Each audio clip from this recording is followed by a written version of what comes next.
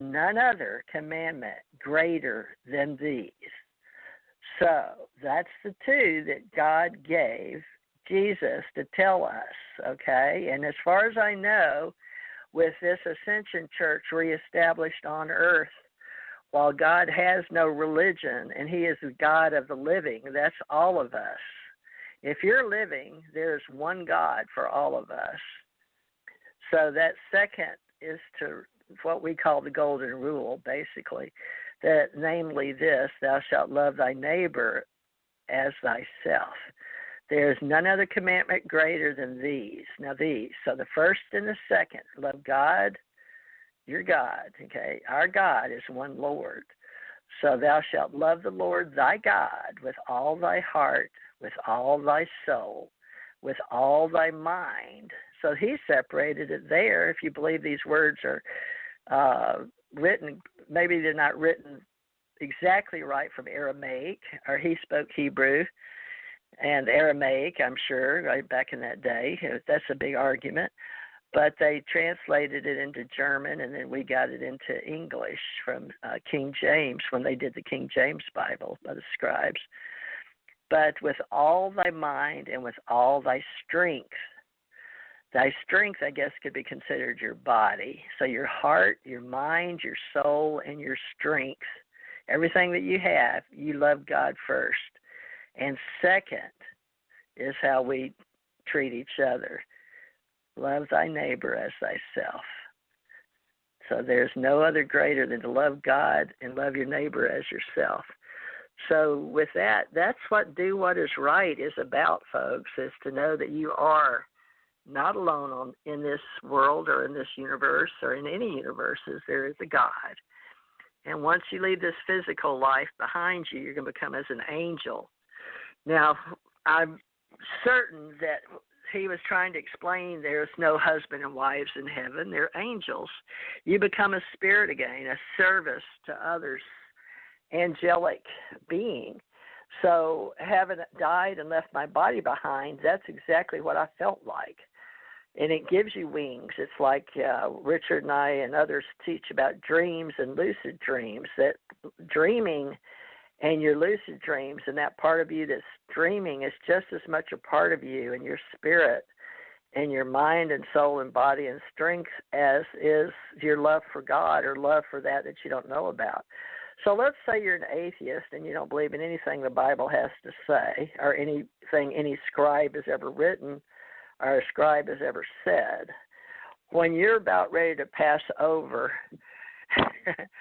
and if you've ever been around people dying, you know, they're not really that concerned about what's going to happen to you standing there watching them die, which I have, but they're more concerned about what's going to happen to them when they leave the planet. And some people that I didn't think believed in God, they may have not believed in Jesus, but they did pray to God. So, you know, I was always under the assumption that everybody learned what I did, but I found out growing up and becoming an adult, especially going on 70 years, that people don't necessarily know what I know.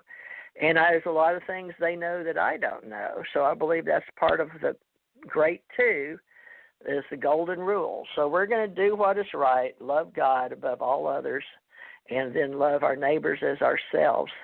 Pretty much he wrapped it up before he was taken, because this is right before they go and he goes to, the 12 disciples go to sleep and they come and get him and put him on the cross. Let's see who this is. Somebody else wants to talk. So this, hi, 775. Hope you came to talk with Richard and Teresa. How are you today? Hello. I'm pretty good today. Who is this? My name is Edgar. Hi, Edgar. Are you familiar with what we're talking about? I'm a little bit familiar. Would you like to share? Yeah, I'd like to share. Can I go ahead and share? If Certainly. you're helping us, All right. that would be wonderful. All right, so I was thinking, if we kill all the niggas, crime rate would drop to 0, right? That figures. Of course. So, your sharing is not welcome. I mean, I'm sorry. It's just not. he's laughing. He thinks he's funny. He likes to Of attack course. churches. Either he's with the government or he's with himself, but neither Yep. is welcome when they're talking. Anyway, yeah, we can just mute that. That was a good idea, but people, that's the kind of stuff that no matter what else we say is good, there's going to be idiots out there. So love thy idiots as you love thyself, Richard. Of course. I mean, everyone's welcome to their opinion, you know. You know, if you adhere to violence, well, then violence will be the way you go. That's just the course of life. Edgar, Lord of mercy. It's okay. You'll get your comeuppance because I do believe in reincarnation. So shall we talk about reincarnation and life after life? Oh, sure. Because, where would you like to begin? Well, we need to show some of these children that they think this is it and that they're not going to pay for the things they do that harms others. But there is another side to this story, folks, that Jesus expressed quite well. He was even tempted himself. So there is a tempter, and there's a Lucifer and a Satan, and there are people that we know that become zombies that do the flacca. So kids, if you think that you've got something pulled over on your elders on this planet, you got another thing coming, because you know what? Spirit and Holy Spirit has a wonderful way of teaching people direct without having to experience bad things. And that's when you know you're on the right path, because you start getting divine guidance. And that young man right there, he's a long way from getting divine guidance right now. So we're going to help some people learn when they're ready to show what the ascension steps are. And a lot of us sort of keep to ourselves because we've got an hour left. And folks, you know, people that try to mess up other people's shows, that's just evil. It's just bad, okay? And, you know, he thinks he's being cute. So I know a lot of y'all would know, wow, why even let people talk? But you have to give people the benefit of the doubt. And sometimes you give them enough rope to hang themselves. So back at you, Edgar. What he said was not nice. So you heard what I just said, and I'm very careful about what I say. Well, Richard, how will we handle these people that we know they've got to learn lessons on this planet? Jesus tried to tell us about the sinners and teach us about the sinners, and at the last he was given to the sinners, and they strung him up. So what do you want to say, Richard? Well, you know, I would have to say that in that particular instance, you have to also recognize that he rose from the dead on the third day, all right? And that, of course, even one of his disciples named Thomas doubted his ability to reincarnate, as it were, to come back into the flesh after having obviously been killed upon the cross, that in turn his hand into his side and could feel the actual wounds where the Spirit penetrated him. Now, of course, I know this is getting kind of heavy into the Bible, okay? And, you know, there's a great many people out there that don't know anything about the Bible, have never read the Bible, have nothing to do with the Bible.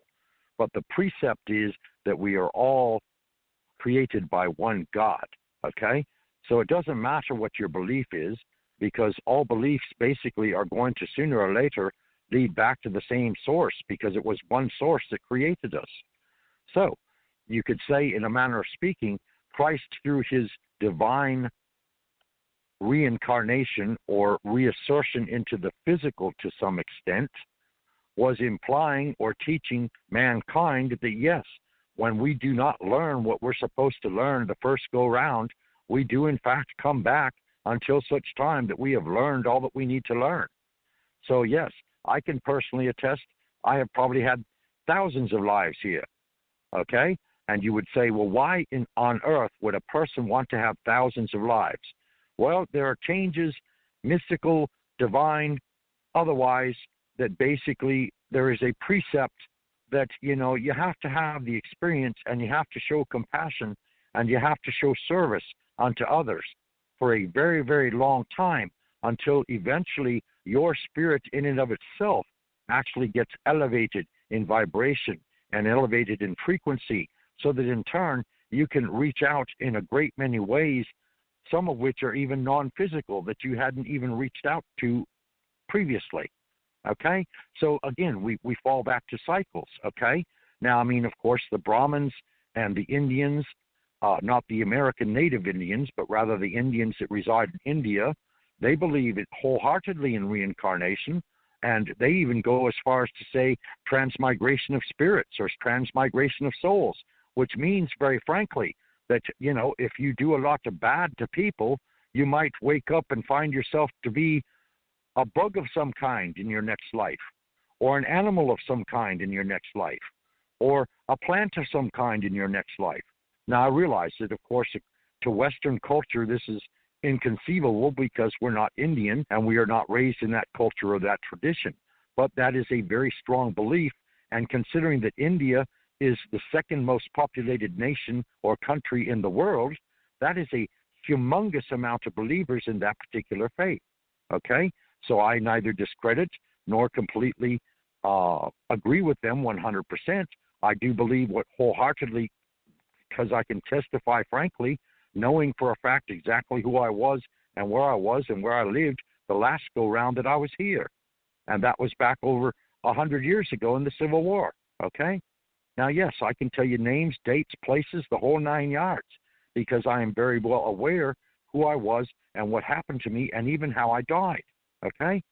So that, again, though, is subjective because, you know, that's a mental impression, all right? You could say that, yes, my spirit is informing my mental consciousness in the here and now of who I was and what I did then, all right? And no, not a great many people can do this. A lot of people can do this under hypnosis, per se, when basically one is freed from the regular conscious mind and the spirit is allowed more or less to. I do believe wholeheartedly in reincarnation, from the aspect being that, yes, it only makes sense. Because if you're a king one day, you certainly need to have more experience than just having been a king. After all, there are a great many people that basically put that king into being who the king is. They have all kinds of ministers. They have all kinds of counselors. They have all kinds of different servants of all kinds, not to mention the general populace that elected and swore him in through rite and ceremony to be the king. But at the same time, what of all these other people? Well, then the king suddenly finds himself in servitude as a blacksmith, per se, okay? And he learns what a blacksmith is all about and what a blacksmith does and so on and so forth. And again, this is all knowledge and experience that we take upon ourselves as in a grand school, okay? You could say that the earth is the grandest school of all. It is a school of hard knocks and harm others. Then eventually, guess what? You're going to find yourself hurt and harmed by others because it only makes good sense. It is a balance. It is justice. It is a swinging of the pendulum from one side to the other, back and forth. And, you know, the only thing that is absolutely a certainty in creation itself is change. There is absolutely nothing in all of creation that is static. Everything and everyone changes constantly. And so, you know, hopefully people that are of the perception that, you know, they're violent by nature or whatever, hopefully they too will change. I mean, you know, I wouldn't be at all surprised to learn that Hitler himself has probably been back incarnate a couple times to learn certain things that you do not do unto other people, especially when you start killing other people or making people the subjects of various kind of experiments and all this kind of thing, all under his control. Of course, he's been reschooled. You go to the other side or heaven or whatever you want to call it, and basically you get cocooned. And when you're cocooned, you learn all that you have done that was wrong and all that you have done that was right. And then basically you hold the two on a scale of balance. And if the wrong outweighs the right, guess what? You're coming back to earth again. Why? Because this is a grand school. So wherever you detoured, wherever the hell you went wrong, whatever wrong you have done to others, whether in only be a few individuals or a whole race of beings, you will in turn be schooled upon those precepts and taught to understand that no, this is not right. Under the law of God, as Teresa so eloquently pronounced, that you are to love thyself and you are to love your neighbors as yourself.